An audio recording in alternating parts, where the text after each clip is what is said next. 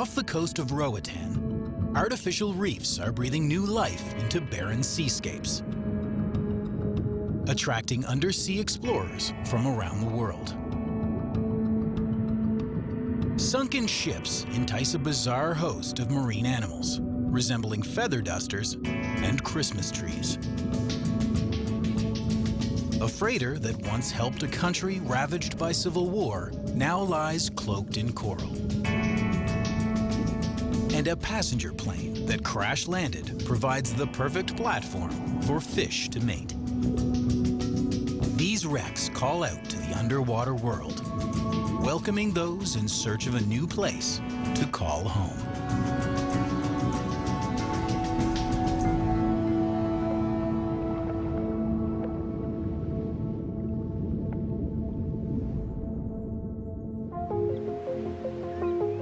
Roatan, a lush tropical island in the South Caribbean Sea. At 48 miles long and only 5 miles wide, it's the largest in a trio of islands just off the coast of Honduras. Like many islands in the Caribbean, it was once a coral reef that rose from the sea.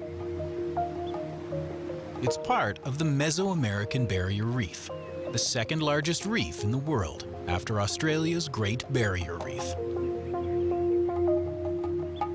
Exquisite reefs, sandy beaches, and a tropical climate make it a popular destination for tourists.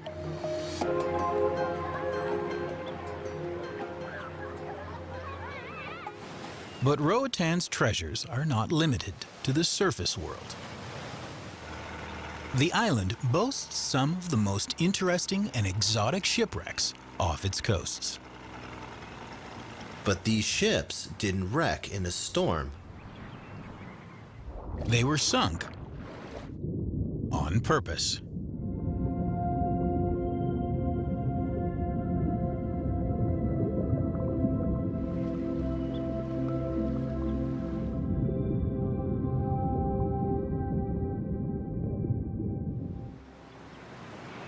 French Harbor, in the center of the island, plays host to a series of wrecks.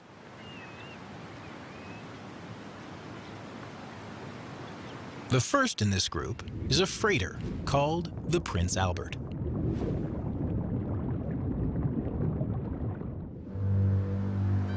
In the 1970s and 80s, Nicaragua was engulfed in a civil war. The Prince Albert shuttled cargo and refugees from the war-torn country to other parts of the region, including Roatan. After its mission was complete, it was slowly stripped of its valuables and left to decay and rot in French Harbor. There it remained, orphaned and a hazard to incoming ships. It's a big open sand channel, and in truth, there was nothing there. It was a barren sandscape until the Prince Albert was sunk.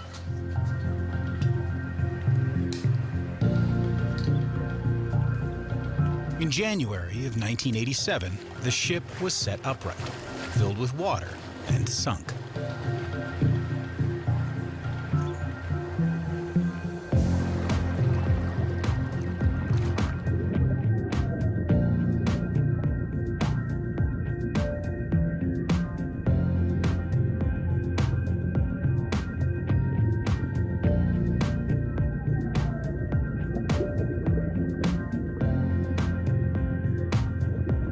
The bow of the vessel is located in about 40 feet of water, and the stern of the vessel is in a little over 60 feet of water. So we're in a sloping, sandy channel.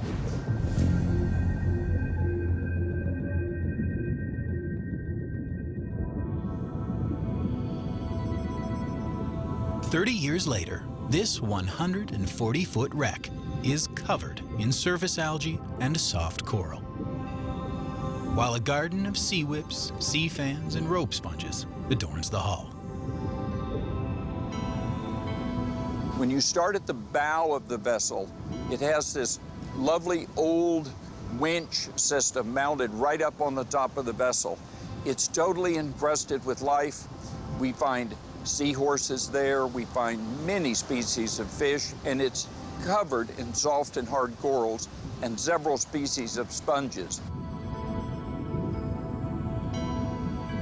Large hatches on the deck, once used to store cargo, are left open to give sea creatures a place to hide and divers a place to explore.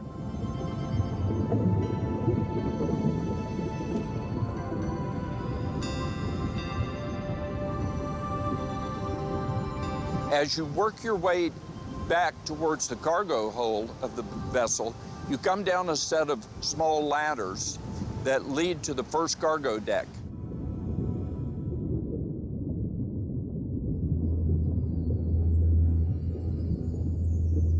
Small fish swim through the coral-encrusted passageways.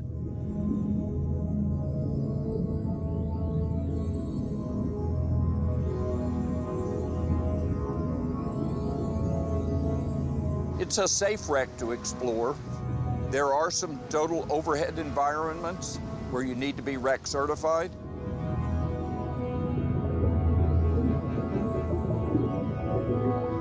But most of the vessel is wide open and gives you a beautiful opportunity to see the inner workings of a vessel.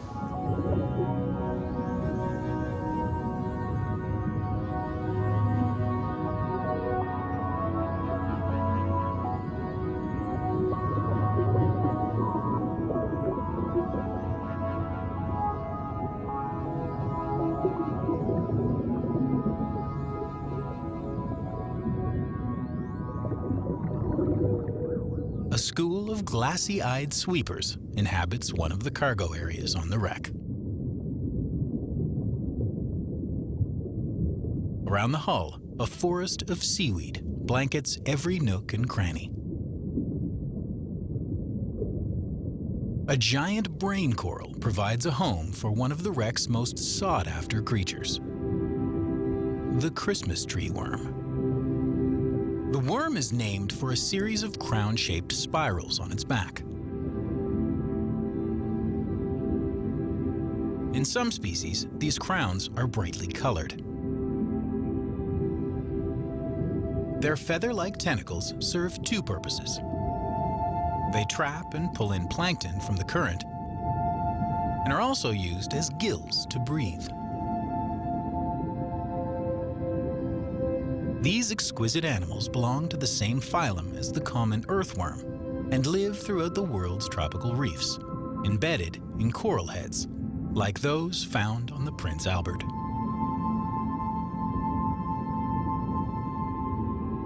The worm makes a hole inside the coral, which serves as a place to retreat when it senses danger.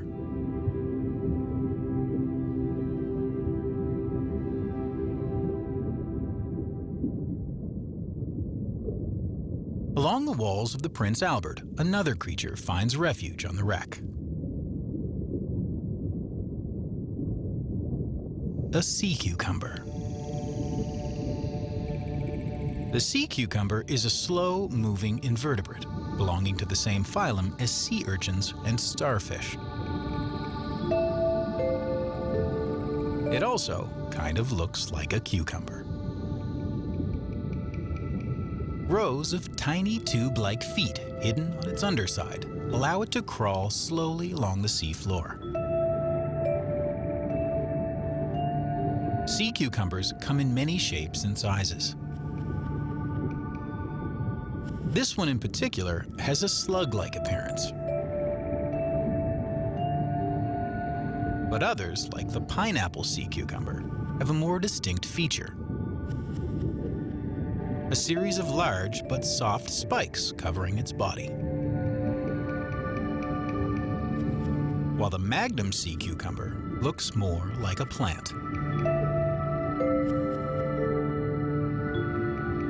All have a small protrusion of tentacles around their mouth, which act like a vacuum, feeding on plankton and decaying organic matter on the sea floor.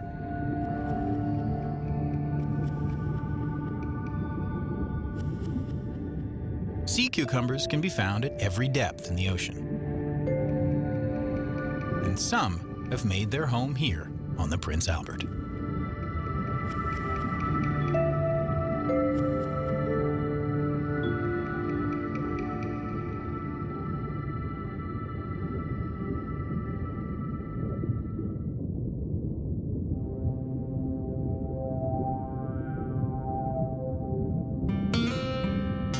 This spindly creature might look like a six-legged insect or even an eight-legged spider. But it actually has 10 legs and is a crab. An arrow crab, named for its arrow-like rostrum or beak. Its long legs can grow up to 4 inches. Like more familiar crabs, the arrow crab has a calcified shell known as a carapace. It can grow up to 2 inches. Even though they don't look much like a meal, their shell helps shield and protect them from potential predators. Arrow crabs are nocturnal creatures. They hide among coral, sponges, or rocks, waiting for smaller invertebrates to drift by. They're very territorial. Here, a large arrow crab stumbles into the territory of another. A fight ensues, and although the stranger is the larger of the two, the smaller arrow crab doesn't budge and holds its own at the base of the wreck.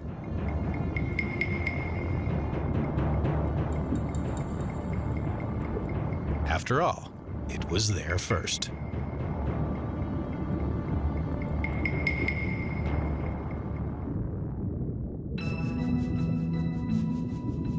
After 3 decades underwater, the Prince Albert is now a vibrant artificial reef.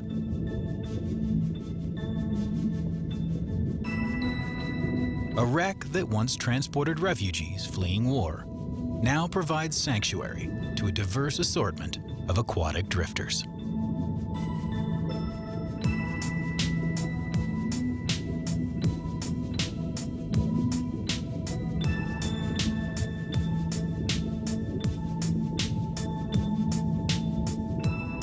Just off the dive site, schools of young Caribbean reef squid are a common sight in Roatan. They tag along, drifting in the current, looking for small fish, mollusks, and crustaceans, all while staying close to the turtle grass where they can hide from larger predators.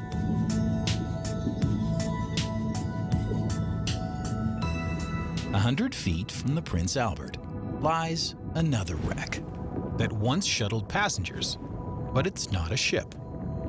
It's a plane. This Douglas DC-3 airplane was a passenger service plane flying out of Roatan.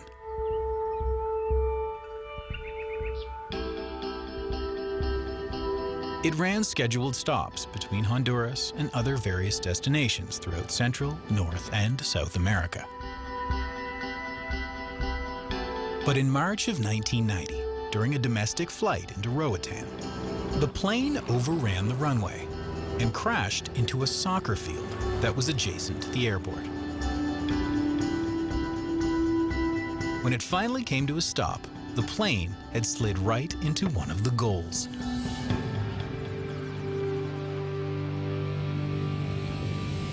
Luckily, there were no injuries on the field, and all 32 passengers aboard the plane escaped unharmed.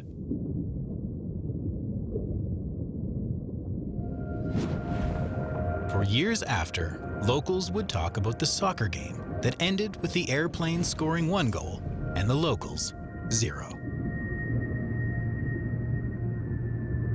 Damaged beyond repair, a decision had to be made about what to do with the goal-scoring airplane.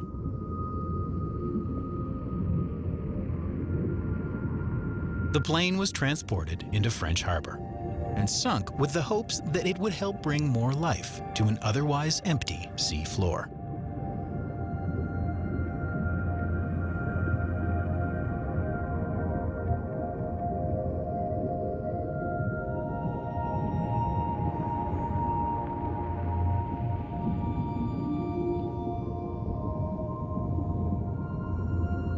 Over 20 years has passed since the DC sank into the sea. Its remnants lie scattered along the bottom, and it has now become a popular spot for fish and other exotic species. The plane is made of aluminum, which doesn't rust and decay like iron or steel.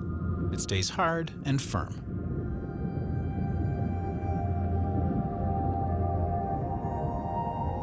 While much of the wreckage is covered in sand and algae, clear circular patches can be spotted all over the structure. But these little spaces aren't clean aluminum. They're covered in eggs. These are the territorial breeding grounds of sergeant majors.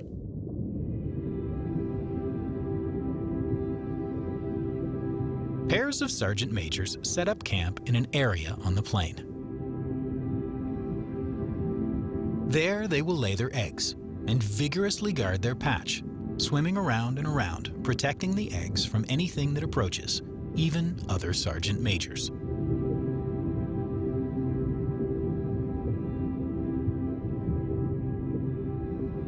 Both male and female sergeant majors will defend their territory. But during the reproductive season, the males turn blue to ward off predators.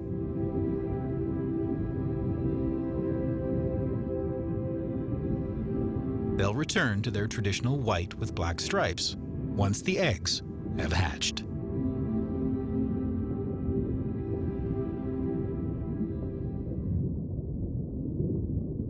Lurking within this piece of wreckage is a marine animal that divers often fear. But it's actually more afraid of you than you are of it.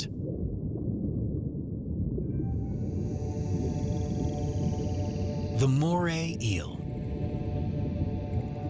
There are approximately 200 species of moray eels. Some can even be found in freshwater. They're ambush predators. Normally, they hide among rocks and coral. But this green moray has chosen the DC-3. They have poor eyesight and instead use their highly developed sense of smell to scope out their prey. Morays are carnivorous, feeding mostly on small fish, octopus, squid, and crustaceans. They're also cooperative hunters. They'll sometimes team up with a fish, like a roving coral grouper, and hunt together. Scientists believe that the species join forces because they both benefit. The moray is narrower and can get into smaller cracks and crevices to find the small fish, while the coral grouper's eyesight helps them hunt in open water.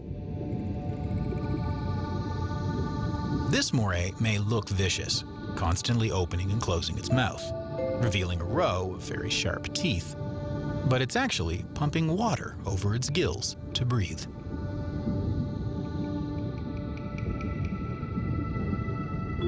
It retreats back to its hiding spot, waiting for something tasty to swim by.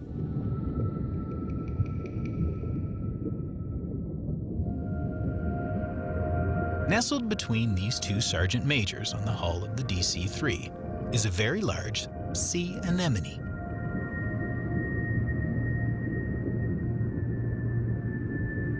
Named after the beautiful flowers, sea anemones are actually predatory animals. They have an adhesive foot called a basal disc, which enables them to attach to a hard surface, such as the aluminum of the DC-3.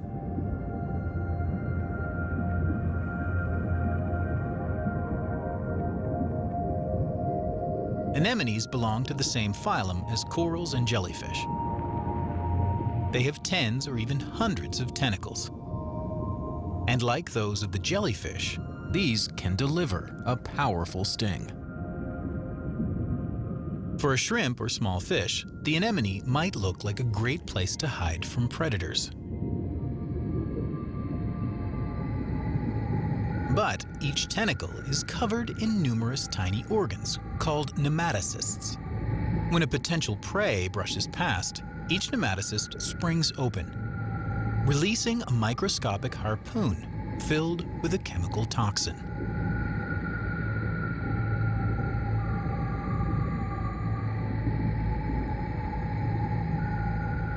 This contains a neurotoxin that paralyzes its victim.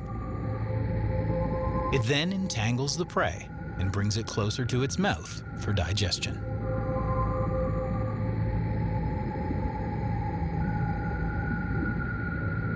Just as some jellyfish can be lethal to humans, there are a few anemones that are extremely toxic. Most, however, are after much smaller prey and are harmless to humans.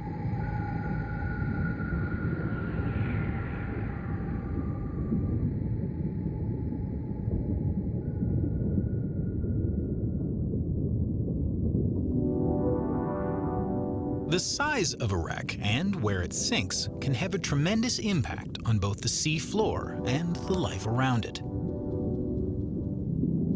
Scientists believe artificial reefs can help rejuvenate areas of damaged coral or provide shelter to animals where there's nothing but sand.